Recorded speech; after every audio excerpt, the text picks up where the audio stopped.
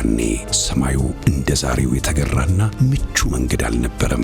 እያንዳንዱ በረራ በጥርጣሬና በፈተና የታጀበ አዲስ ነገርን ፍለጋ ነበር። ነገር ግን በእያንዳንዱ በሰላም መሬት ላይ ማረፍ ጀርባ አፍሪካ የራሷ ዕጣ ፈንታ የመወሰን አቅም እንዳላት ለተቀረው ዓለም የምታረጋግጥበት ማህተብ ነበር።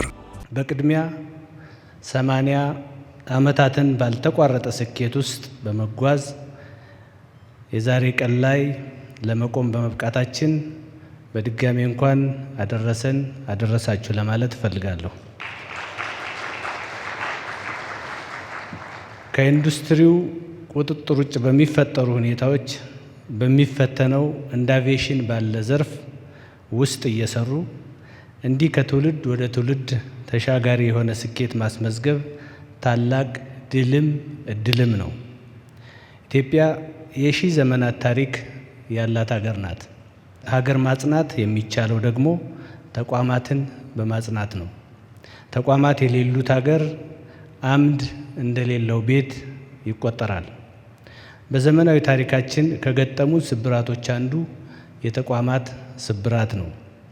ይህ የተቋማት ስብራት ሳይሰብራቸው በፈተና ውስጥ ወጀቡን እያለፉ የኢትዮጵያን ስምና ሰንደቅ ዓላማ ዝና ከፍ አድርገው ታሪክ እየሰሩና ታሪክ እየጻፉ የተጓዙ ተቋማት ግን አሉን። ከነዚህ መካከል ግንባር ቀደሙ የኢትዮጵያ አየር መንገድ ነው። የኢትዮጵያ አየር መንገድ ከአድዋ ድል ቀጥሎ አፍሪካውያንን ያስተሳሰረና ያኮራ ተቋም ነው። አየር መንገዳችን የአፍሪካ ስኬት ተምሳሌት ነው። የአፍሪካ የመቻል አርማ ነው። ዛሬ ባለ 4 ኮከብ ዓለም አቀፍ አየር መንገድ ለመሆን የበቃው የኢትዮጵያ አየር መንገድ በብዙ ፈተናዎች ውስጥ አልፏል። ነገር ግን እንደ ወርቅ ነጥሮ ወጥቶ ትውልድን ከትውልድ አገናኝቷል። ይህ ግን ዝም ብሎ የተገኘ አይደለም። ተቋም በሁለት እግሩ እንዲቆም የሚከፈለው መስዋዕትነት የገባቸው መሪዎችና ሰራተኞች ነበሩት።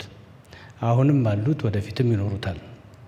በተቋማቸው የሚኮሩ፣ ተቋማቸውን እንደ ነፍሳቸው የሚወዱ፣ ራሳቸውን ለተቋማቸው አሳልፈው የሚሰጡ መሪዎችና ሰራተኞች ነበሩት፣ አሁንም አሉት፣ ወደፊትም ይኖሩታል። ይህ ነው የኢትዮጵያ አየር መንገድ አንጡራ ሀብቱ።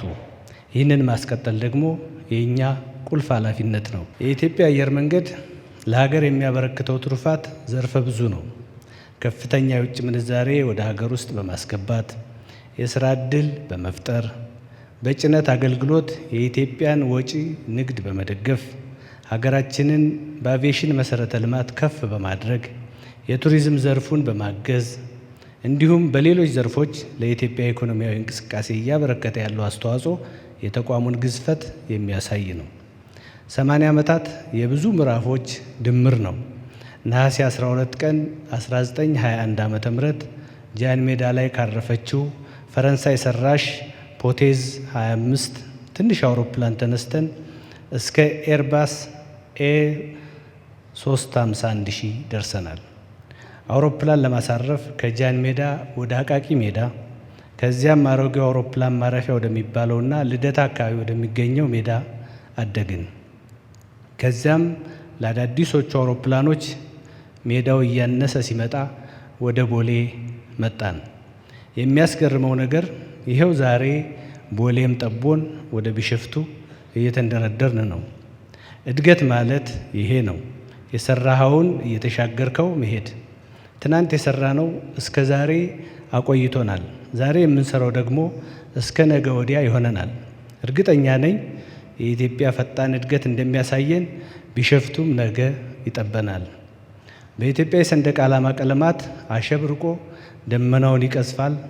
አለያም በተለያዩ ሀገራት አውሮፕላን ማረፊያዎች መንገደኞችን ሲያስተናግድ ይታያል።